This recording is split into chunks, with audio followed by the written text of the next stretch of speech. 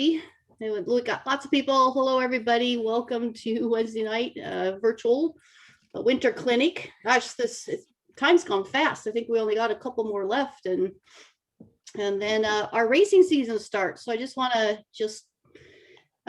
couple updates. I'm sure you see in the newsletters, but we'll be starting in April, racing on Wednesday nights, tune-ups, Friday nights, tune-ups, and Sundays if the fleet still wants to. So everybody's welcome. When boats get launched, come out and join us. We're just having a blast out there with all the tune-ups and the racing, and wind is either turned on or turned off or someplace in the middle. I think last Saturday we saw everything from nothing to lots. So it's been a lot of fun.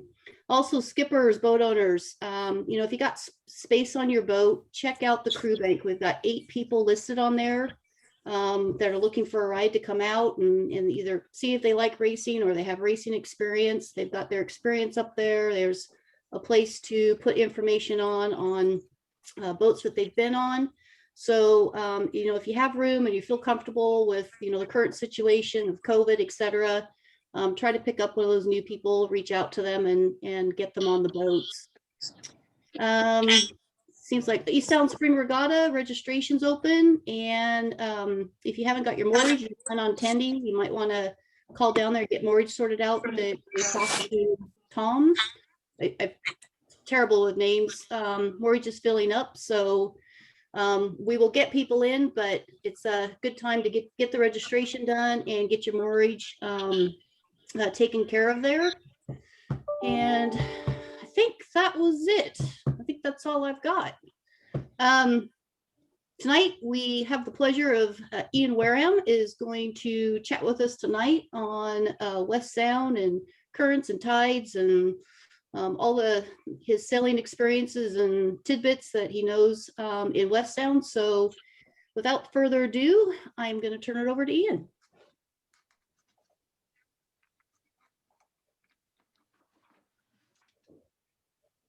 And Ian, you're going to have to unmute yourself. Howdy. There you are. Anybody in there? We're all Okay. in the box. So we're gonna start by saying that the current runs counterclockwise in West Sound. That's almost without exception.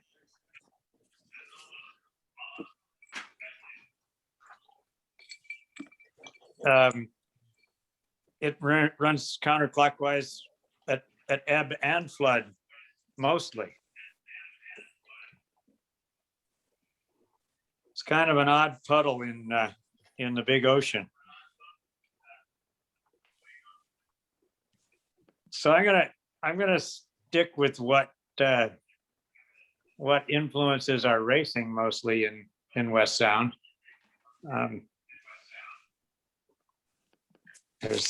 Betsy's going to adjust my makeup.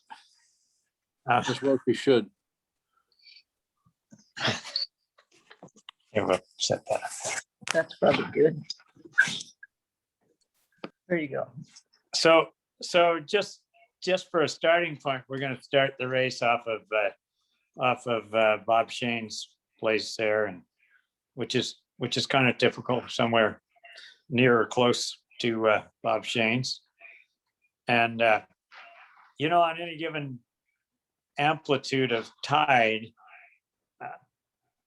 it doesn't necessarily mean there's going to be more current in West Sound for a big amplitude versus a small amplitude.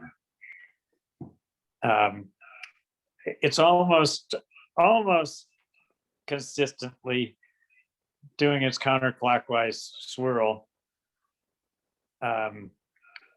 But there's times when that just defies nature. But basically on the race course, as it pertains to our racing, you've got a choice at the start. You can go right or left, and kind of most consistent is to go left to the shore maybe pick up the back eddy, and sometimes a lift up the shore. The back eddy is generally on the lower part of the course, inches from just about running aground, but it can make a big difference, running up the shore and just even get a little shore lift and then tack out and go backwards again. As you get up the course, say up towards McExton's or Oak Island,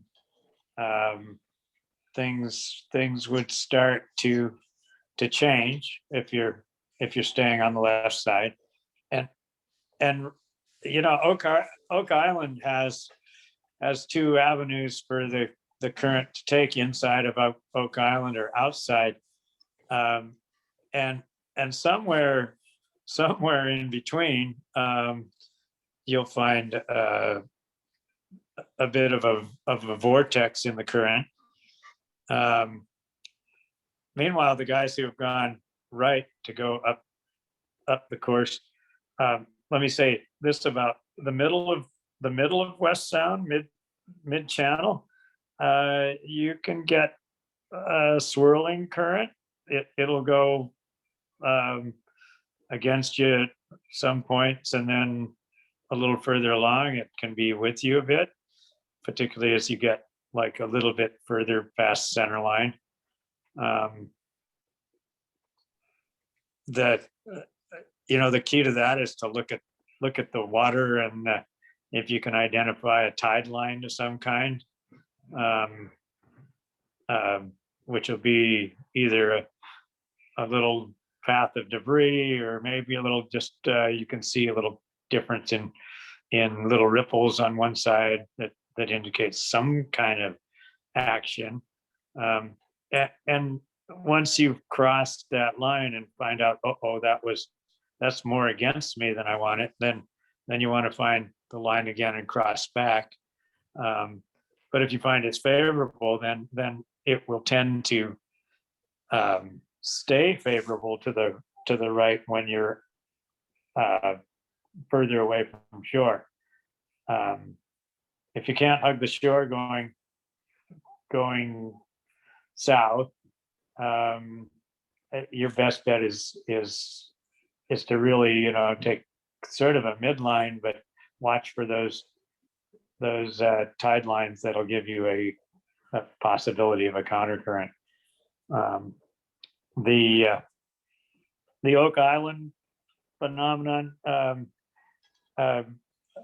the water has to travel around Oak Island somehow, and so there's a little bit of effect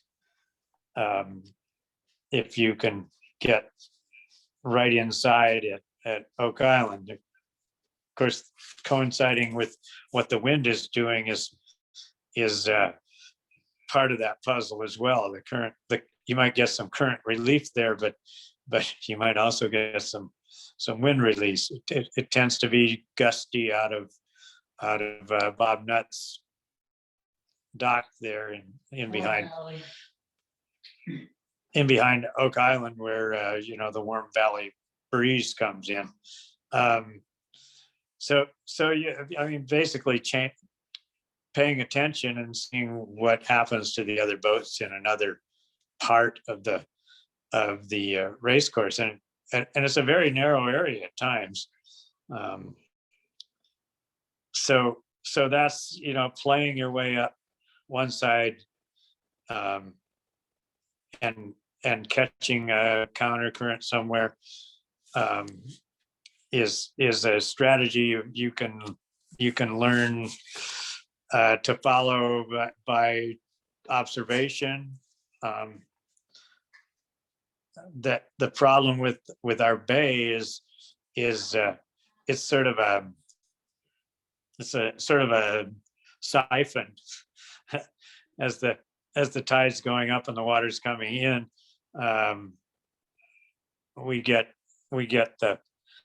the flow coming in from the east, and how it begins to turn the corner at Orcas Landing it's sort of like a skidding turn at times. And you'll see some dramatic tide lines off Orcas Landing and in sort of in the mouth of West Sound. As far as the race course is concerned, at any, and I can't really tell you when, at sometimes, and Stan Miller's explored this early on in our racing, is that sometimes going all the way to the right puts you to the weather mark in good standing. It's a gutsy maneuver because you're not heading towards the mark, but something about picking up a little bit of current mid-channel going across the mouth of West Sound. And now this is getting almost as clear as mud. If we're running in a there's a great sucking sound when we're running in a small amplitude tide in West Sound that's just a phenomenon right around West Sound and a little ways up, I mean around the marina and a little ways up the shore, is that the current really accelerates all the way up the east shore of West Sound like a river. And this is in a small amplitude tide, which means we've got a very, like a 4-foot tide, and you'll see up to 3 or 4 knot current running right through the marina. I've yet to figure out why that happens. Betsy tells me Bob Brunius had a grand scheme about that. What was his thought about that, Betsy? Oh, about the bottle. Oh yeah, it's like blowing on a bottle. You blow across the top of the bottle, and what happens to that air that goes into the bottle is maybe. If you blow slow, it goes in. Yeah, you blow slowly and it goes in. If you blow fast, it just goes over the top of the bottle. But we don't run into that very often in our racing. It's more something you'll see at the mooring, but it's just one of those weird things because as you get down into down to the northwest mark, you'll find a lot less current influence down there because the tub's almost full. The port, let's see, if we go in with a northeasterly, the starboard ley line is probably the best course, but like I say, as we get down into West Sound, we get less flow of water and more just a rise and fall. Going downwind from the southeast mark, it seems to me that staying to the right is so staying to the east is a better bet. If you get if you get an idea that you want to maybe the wind shifts or you're expecting a wind shift and you want to go down the west ley line to the Harbor Rock mark, that digging into the west side of West Sound has worked for people. You still got to sail the boat. So if you're not getting any speed, then you're not going to do much current wise. But there seems to be a little help down the west side as you get down into West Sound a little more. There's a lot of west in this talk, isn't there? I've got some notes here. Anybody have any comments?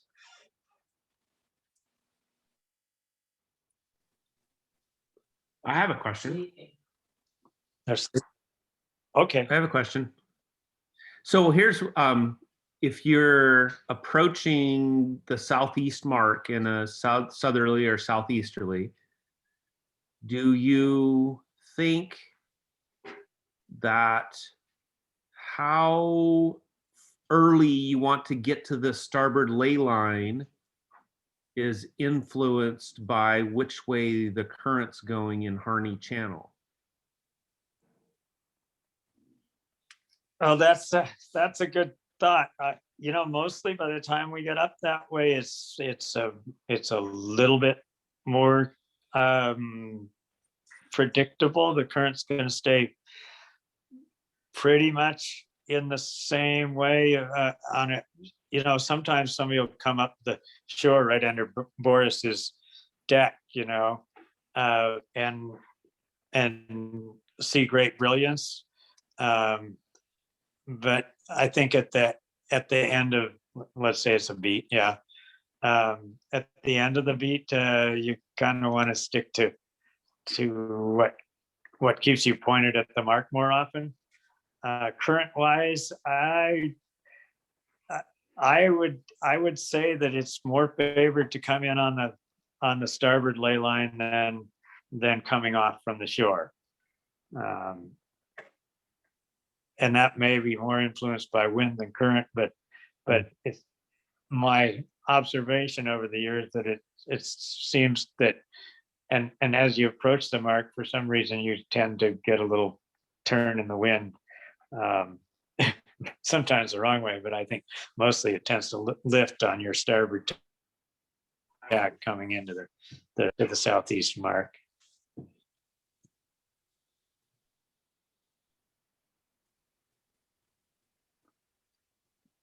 Yeah. Are we on pause? No, I'm still on. Good. Okay. So I guess the answer there is that once you get up the course there, it's going to be observation of other boats and observation of the wind. There's been numerous times where right out of the starting, right out of the start mark, someone bang west, going upwind, and look horribly, and then just come into the windward mark looking good. That's not consistent, but it can certainly happen. We've seen it lots of times. You got a football length lead just by banging the right corner, but pointed more at the mark, more towards the mark is still the rule. And with current on your way up there, the only real relief you're going to get is when you can get into some kind of eddy, get right along the shore. Inside near Oak Island is some, like I say, sometimes good, but risky, because it seems like the air coming out of Warm Valley has got a little mind of its own. So current wise, you may get some help in there, but wind wise, you probably would higher percentage of going down the toilet going inside there.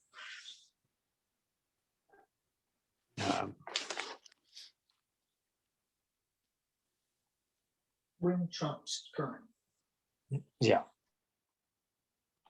Betsy says wind trumps current, so, which is true. Now if we're racing out to Double Island, I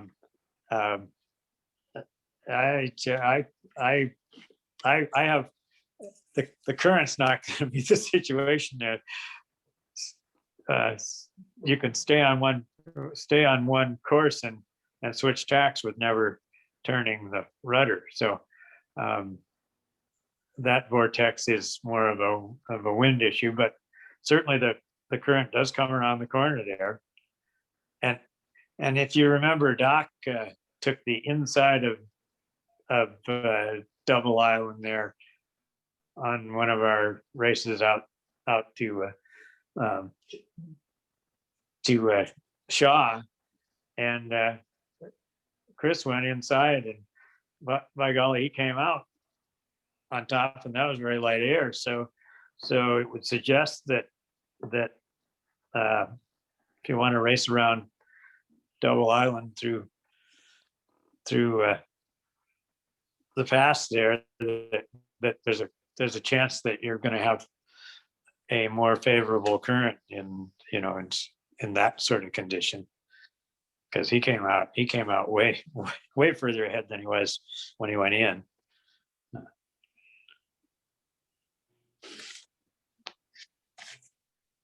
Any more comments out there?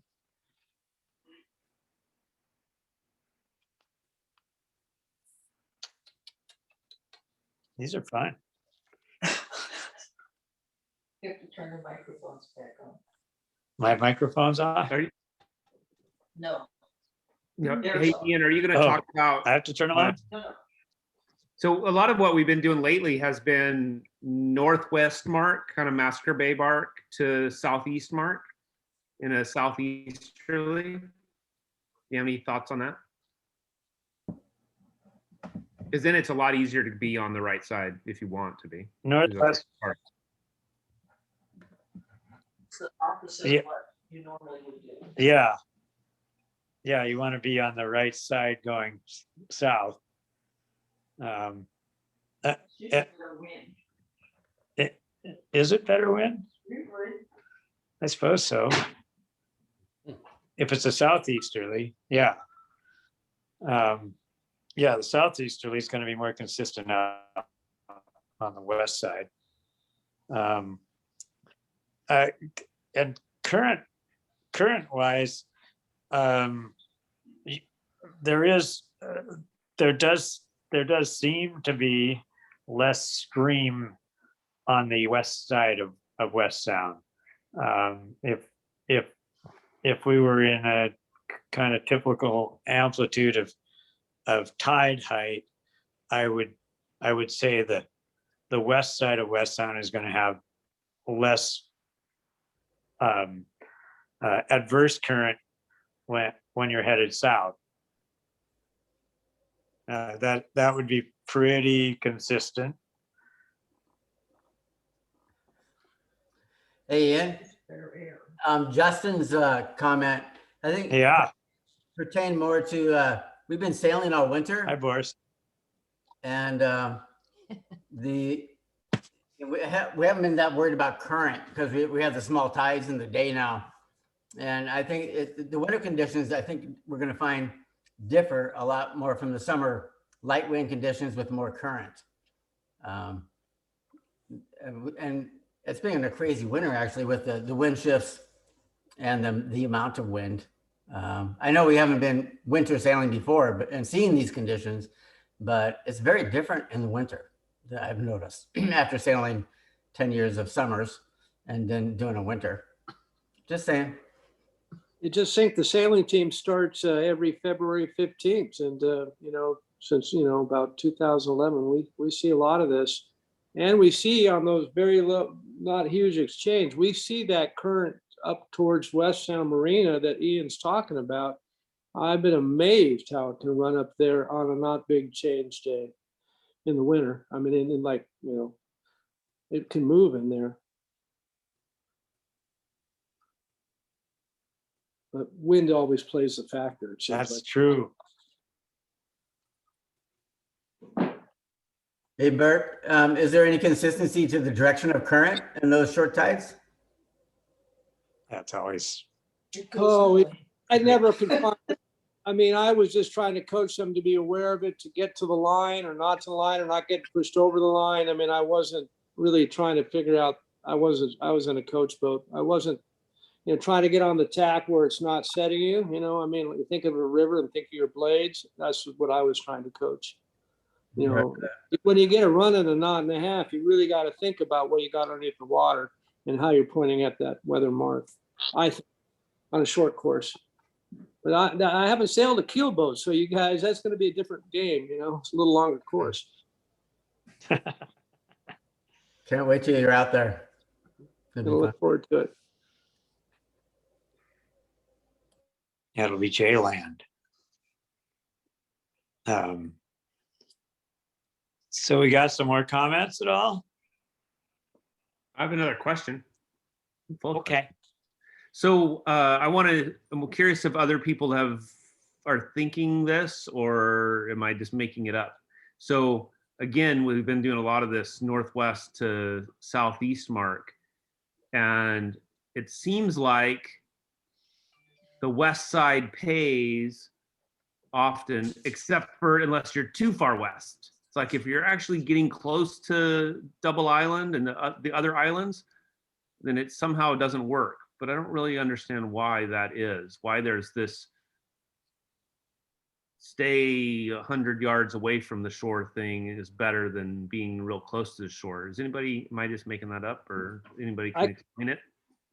I can guess smaller regattas because we set up out there a lot for when we do our youth regattas and Ray Jarecki. So we set up, and I think it depends. My feeling is it more southeasterly bent southerly, or is it more, from Shaw, or has it got a westerly bent to it? I think those are the questions of the breeze. And depending on that, we have seen righty sort of pay, but you get too far in there, you're stuffed. And I don't know why that is. The masters of the bay could tell you, but yeah. Why is that? I don't think there are any masters of the bay. Yes, and you got your 10,000 hours. I know that you can sail around. Huh? Oh, we all went still? Not Hey, everyone, Bert. just Bert. You're good. Hey. Look at that. You're right in the above pasture. How do you do that? Always up in the air. Oh, I see. You got the background. Ah, very cool.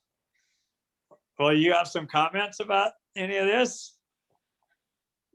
So do you have some, Ken.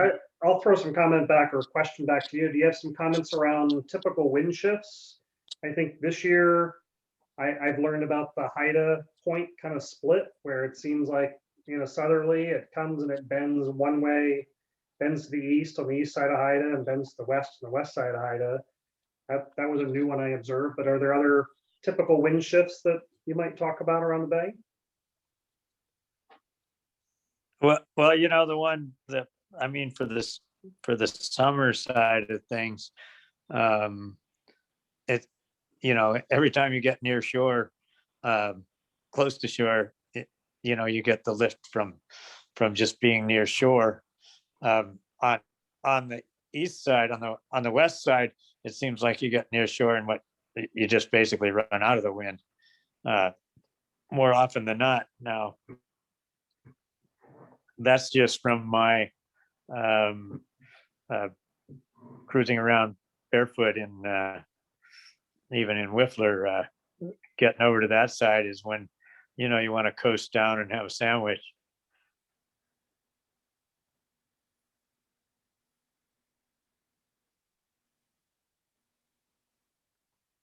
So I guess I'm saying the left side, particularly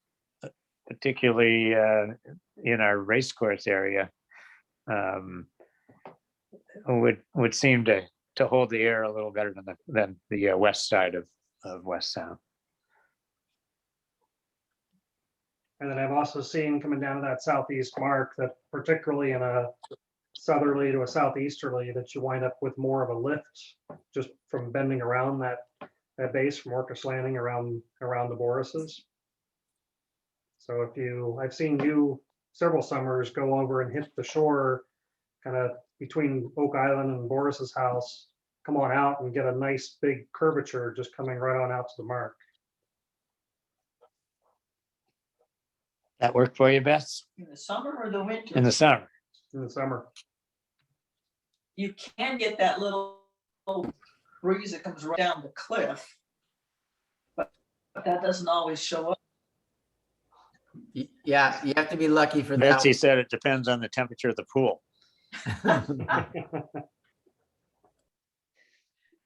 Boris, what do you do about that?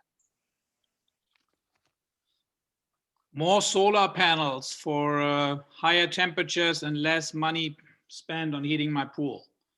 I recommend Rain Shadow Solar for that. Hey, Ron. Hey, I caught most of it, but I was off for the last few minutes. I want to hear more. You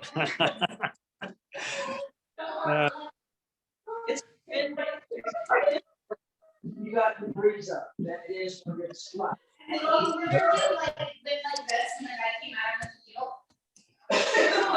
I don't know.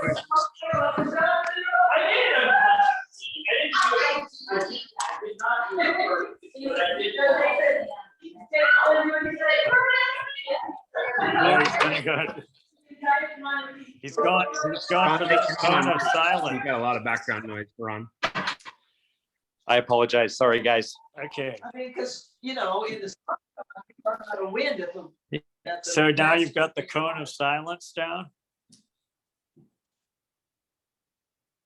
Do they hear me when I say that? I Yeah, don't they know. can hear you. They might not be talking back though. Okay. Go ahead, Ron. They're not there. Because, well, you know, when it's light air, you usually run out of wind at Massacre Bay, Mark. But not now. Ron's still there, but I don't hear you. You want to talk? Ron's muted. He is? Yeah. How do you know? I'm just here to listen to you, Ian. You keep going. I'm almost done, Ron. So we were thinking you'd throw in something for us. I think I have a lot to learn from all of you. I got to hear the first half hour, but then I missed a little bit, but I'm back. So I keep on going. Don't stop now. Well, I don't know, guys. I'm pretty much out of things to say about it. I got a question. Okay, Bert. So I see sometimes in I guess, I don't know, it'd be a northerly or easterly more, the turn on and off between Massacre and the Crow Valley. How do you predict that? And it can switch on and off. Do you have any telltales that give us a warning when that can fade from one direction and turn on the other way, or just go up in smoke? Is there anything you've seen? Don't have any answers to it. Well, I think mostly that phenomenon happens more dramatically in warmer weather. When we have a northeaster, it's always better on the Crow Valley side as far as gusting, but a little more consistent out in Massacre Bay. But summertime, I think it's just, which side of the mountain that the air thinks has got a little more, is more appealing to the Canadian air to come in. With the southerly, certainly in the summer, it's almost without question, going down into Massacre Bay is going to get pretty fluky with a southerly of either southeast or southwest. It's a great time to go down Massacre Bay with your pals and your lunch or dinner and your beer and circle around Skull Island and I mean Skull Island. Got to say that right. And sail up to the boats that are anchored up there, peek in over their taffrail and ask them if they have any Grey Poupon mustard.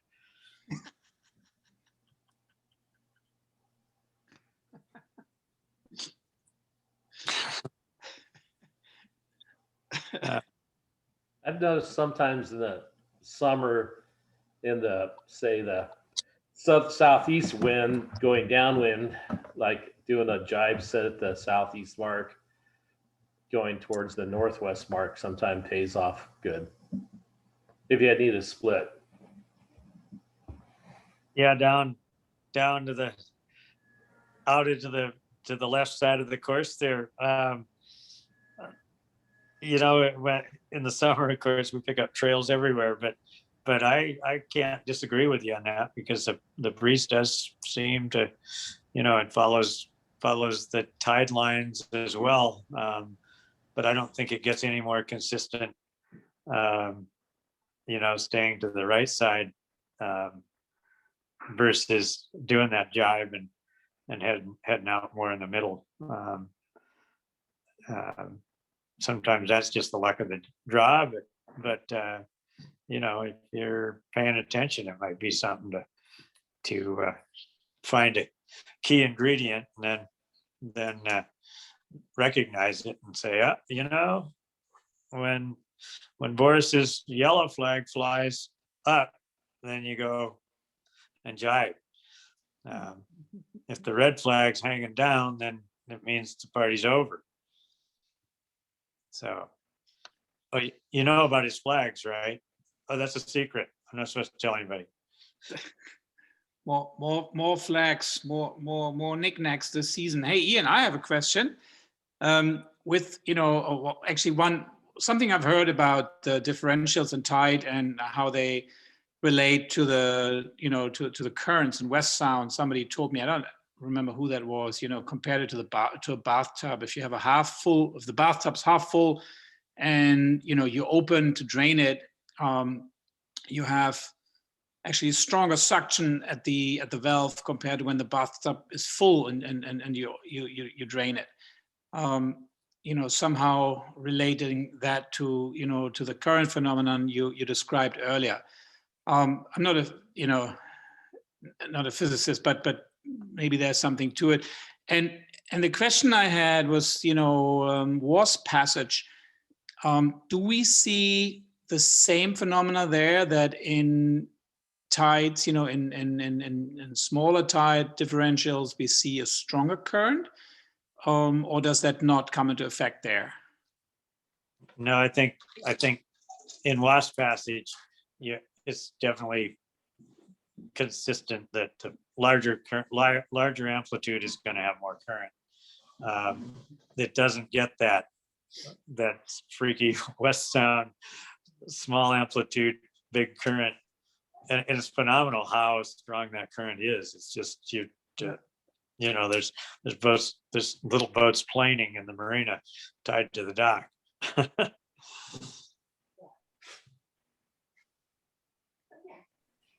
Hey, going back to Jeff Rodenberger's statement about doing a jive set at the southeast mark. You know, I was thinking about on a late Wednesday evening out in the Straits of Fuca, the westerly is going to fill in.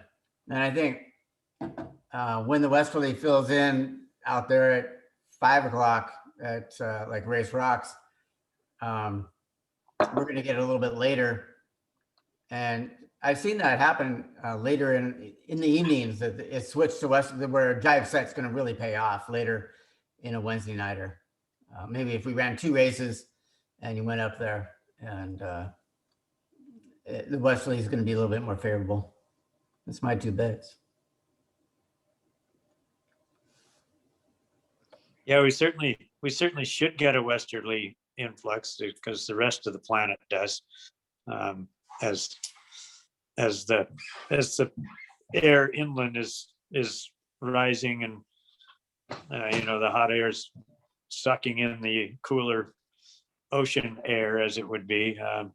You know, there's got to be, I mean, these islands aren't far from the colder strait, so you know, I think I've seen, you know, an evening breeze come up that's out of the west fairly often.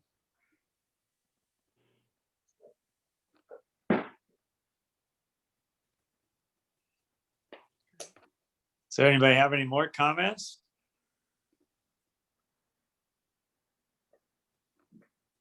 I got a question totally unrelated. How about East Sound? You guys are go sail there in April. I've never, you know, you got any comments? Or you guys, what's going to happen there at East Sound Spring Regatta? Around the buoy? Does that have the, you know, is that just a total other can of worms? Well, we don't know. Okay. Well, let's talk about it after you do it. We'll see what you saw. That's the beauty of it. Almost nobody, well, nobody has hardly any experience, so we're all in the same boat. Yeah, I've only sailed there a few times and really couldn't tell you. I That think- first East I think- Sound regatta, we had like no wind, if you guys recall, and then last year, I think it was Hey, there's year Jeff. before, it was pretty good. Ooh, Yeah. Yeah, but remember how we always went to that same mark on that first East Sound regatta? There's like no winds. We really couldn't gauge. And then the second one, we had 2 different days. So I think we do more races there. Stronger as you go into what. Hi, Jeff. Sound. So Yeah, that is a phenomenon of race committees, whether good or bad. They do tend to send you to the same mark for various reasons, but you know, it's hard for us to shift around. But you're right. East Sound is definitely got a lot of tricky, gusty moments where the wind does dramatically shift. It's less gusty times. It's pretty consistent. If you get down into the head of East Sound, then things can get pretty squirrely, actually. I think the mouth of East Sound is a more consistent breeze than when you get clear down at the bottom end. Unless, of course, it's some kind of storm, and then you just don't want to be at the bottom end anyway, because there's nowhere to run. But sailing East Sound is relatively unexplored in our racing venue.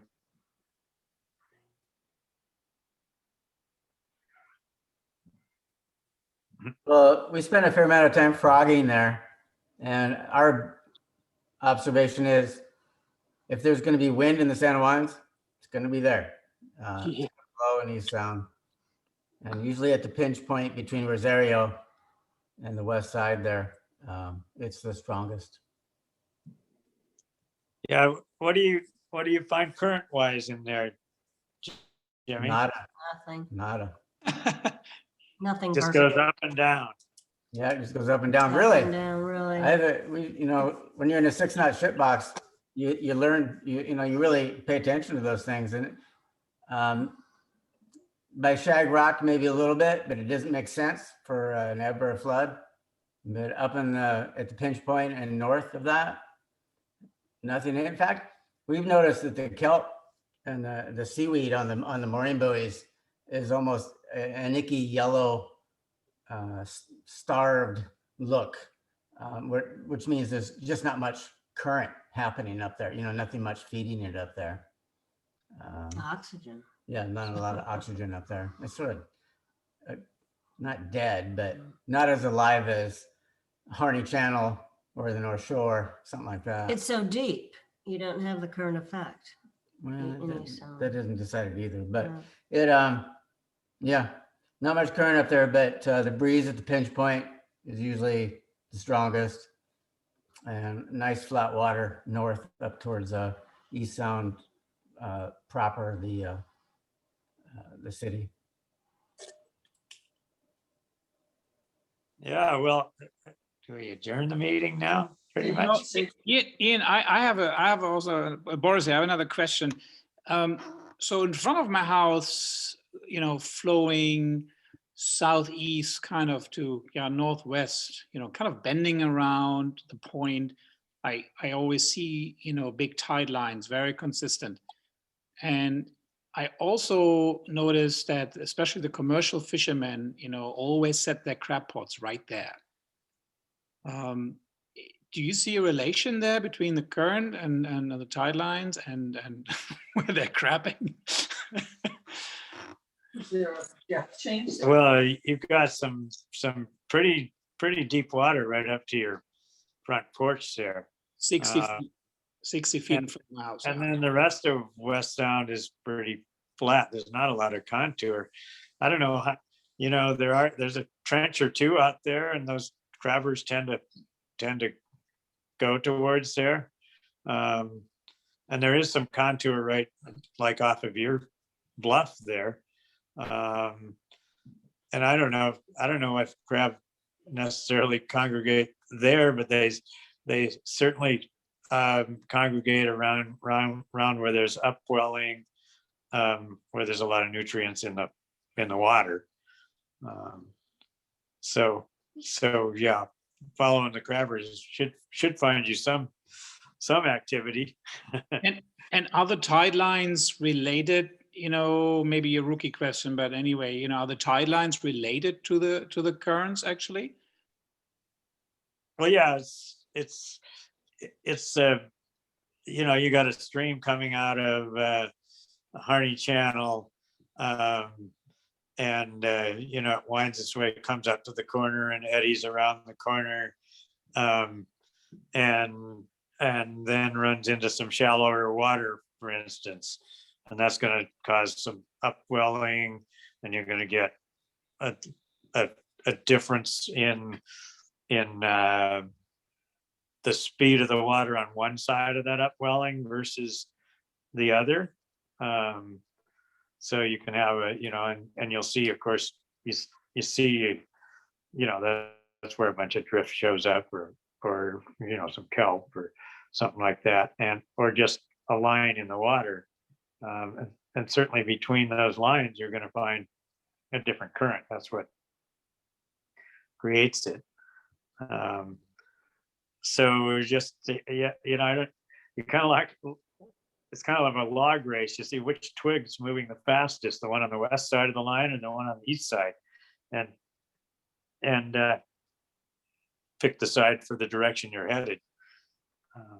And it is, particularly in the deeper water, it is a big factor. I don't know exactly why, more so in the deeper water than the shallow, but maybe just because there's more dramatic changes there, because there's the currents as you watch them go out to Turn Point and watch the water coming around the corner there, and you get a heck of a display of rivers being formed out there. On one side boats are going backwards, and on either side of them the other boats are going the opposite way. So but in general, the big water is all ultimately flowing the same way. It's just these tidal streams, and then we get the tide line. Thank you. Yeah, good to see you, Boris. You too. Thanks for sharing all your wisdom with us. Oh, well, thanks for putting up with my very first Zoom experience here. Thanks to my sister and Mario, who happened to come in and sorted us both out. Betsy had it pretty well in hand. So now I'm getting hungry. Yeah. Ian, you clean up well. Yeah, well, thank you. Right? Hey, Jeff. Hey, Ed. Yeah, appreciate it. Hey guys, on a quick housekeeping note, if you guys want to reach out to Barb Brunius there, she had a shoulder surgery yesterday that went pretty well, and I know Bob's over at the hospital with her, so just thought I'd pass that along. Oh, Yeah, it's her birthday. They're in the car right now. Older for her birthday. They're catching the 7-something ferry right now. The Good to Barbara go. Sue. Yeah, they just said that. Oh. Hey, good job, Ian. Yeah. Thanks, Thanks, Ian. Ian. Thanks, Thanks, Ian. Ian. See you guys. Ian, Bye, thanks Chris. so much, Ian. Okay, see you, Ron. Thank you. Thank you. And you go. It should say leave meeting.